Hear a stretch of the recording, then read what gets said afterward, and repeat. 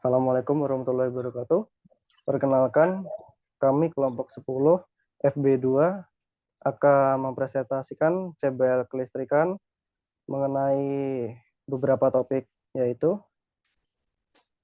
fungsi komponen serta pengaplikasiannya pada rangkaian alternator dan regulator alat berat.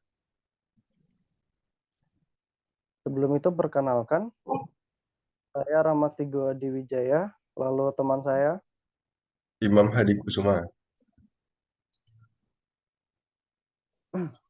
Nah, untuk yang pertama adalah fungsi komponen.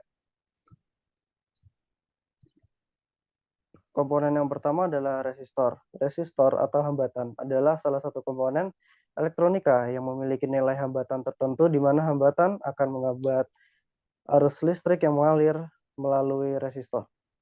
Resistor biasanya terbuat dari campuran karbon.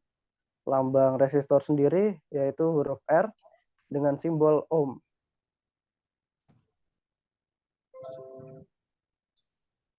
Nah, untuk fungsi resistor yaitu ada sebagai pembagi arus, pembagi tegangan, penurun tegangan, dan penghambat arus listrik. Selanjutnya, berikut adalah lampiran contoh-contoh resistor serta jenis resistor, di mana jenis resistor ada fix resistor, yaitu nilai tetap, variable resistor. Setelah itu ada like depending resistor dan termistor.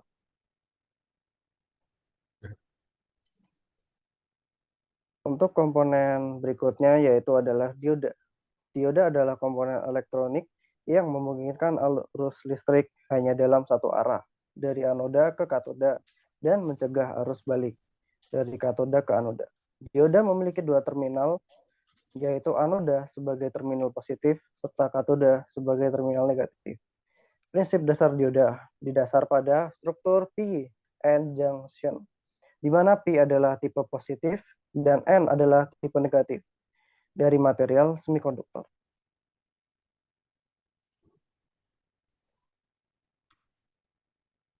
Fungsi dioda. Fungsi utama dari dioda adalah penyearah, rectification, mengubah arus bolak-balik menjadi arus arah, AC ke DC. Setelah itu dioda sebagai pelindung, di mana biasanya digunakan dioda Schottky yang dapat mengalirkan arus berlebihan, melindungi komponen lain dari kerusakan akibat tegangan atau arus berlebih. Selanjutnya ada pengatur tegangan, di mana biasanya digunakan dioda Zener untuk mempertahankan tegangan konstan di kedua ujung dan membatasi tegangan dalam rangkaian.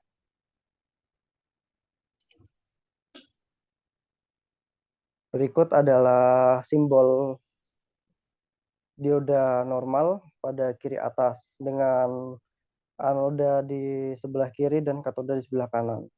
Untuk gambar di bawah adalah jenis-jenis dari dioda itu sendiri. Ada dioda normal, bridge, Zener, LED, foto, laser, varaktor, tunnel, dan Schottky.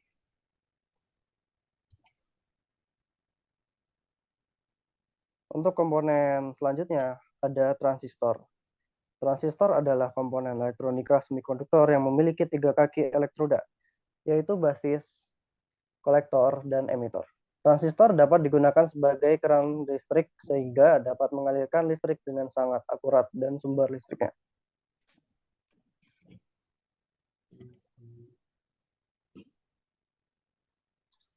Fungsi transistor itu sendiri yaitu sebagai penguat amplifier, sebagai pemutus dan penyambung atau switching, sebagai pengatur stabilitas tegangan, sebagai peratas arus, sebagai pembangkit frekuensi rendah maupun tinggi, dan menguatkan arus dalam rangkaian.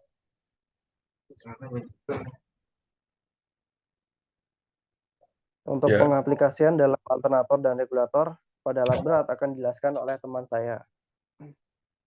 ya di sini saya akan menjelaskan pengaplikasian komponen yang sudah dijelaskan oleh Vigo dalam rangkaian alternator dan regulator pada alat berat.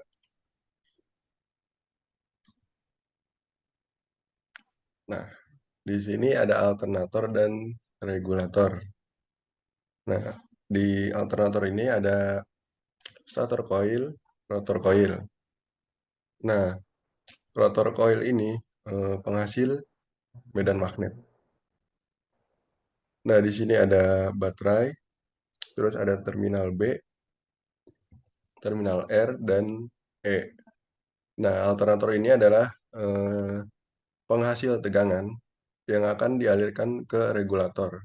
Nah, fungsi dari regulator sendiri adalah untuk mengontrol arus yang dihasilkan oleh alternator. Nah, itu berkisar 27,5 sampai 29,5 volt. Nah, yang pertama, dari baterai menuju terminal B, ini akan melalui resistor ke terminal R. Nah, akan mengalir ke rotor coil. Nah, ini tegangannya masih 24 volt. Lanjut ke terminal F. Nah, ada juga tadi di terminal R ini ada aliran yang menuju ke sini. Nah, kalau ke sini kan nggak bisa karena ada apa, dioda. Nah, dioda ini kan fungsinya penyearah, jadi dia tidak bisa ke sini. Nah, aliran ada yang ke sini nih, ke C. Lanjut ke base. Nah, ini transistor 1. Nah, aliran ada yang ke base. Nah, tadi yang di F ini, aliran akan menuju ke C, yaitu kolektor. Nah, setelah itu, aliran akan bisa diteruskan ke emitor. Dilanjutkan ke ground. Nah, setelah mendapatkan ground, rotor coil ini akan menghasilkan medan magnet. Akan bergerak, lalu stator coil ini akan menghasilkan arus. Nah, arus ke sini, sini dan ke sini. Nah, arus di sini itu arusnya bolak-balik atau AC. Kemudian eh, akan disearahkan oleh dioda yang ini. Nah, menuju terminal B lagi, terus ke R. Nah, yang di sini juga akan mengalir ke rotor coil. Nah, tegangan yang dihasilkan ini akan semakin tinggi. Nah, lanjut ke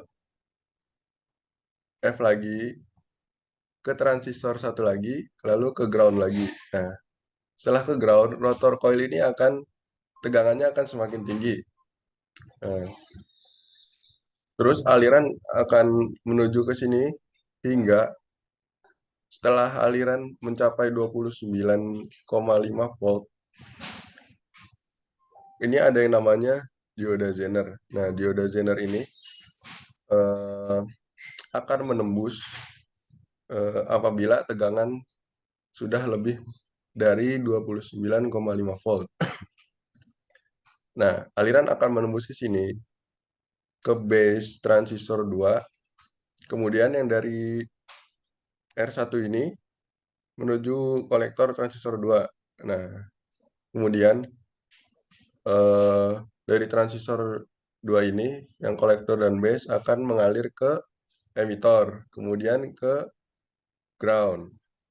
Nah, apabila transistor 2 ini on, maka transistor 1 ini menjadi off. Nah, ketika transistor 1 off, maka tidak akan mendapat ground. Alhasil, eh, medan magnet di rotor coil akan semakin menurun. Nah, itu menghasilkan apa? Alhasil, tegangan yang dia dihasilkan juga semakin menurun. Nah, setelah menurun, kan ini tadi batasnya 29,5.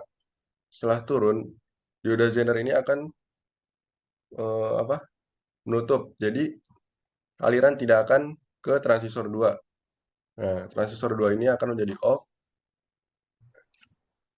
Kalau tegangannya turun, maka alirannya akan menuju ke transistor 1. Nah, ketika transistor 1 dialiri tegangan, maka menuju ke ground. Nah, begitu ke setelah itu langsung ke rotor coil. Nah, ini akan berlangsung terus berulang-ulang. Ketika transistor satu on, maka ini off. Ketika transistor 2 off, maka transistor satunya on. Mungkin begitu saja. Sekian dari kelompok 10. Kurang lebihnya mohon maaf. Wassalamualaikum warahmatullahi wabarakatuh.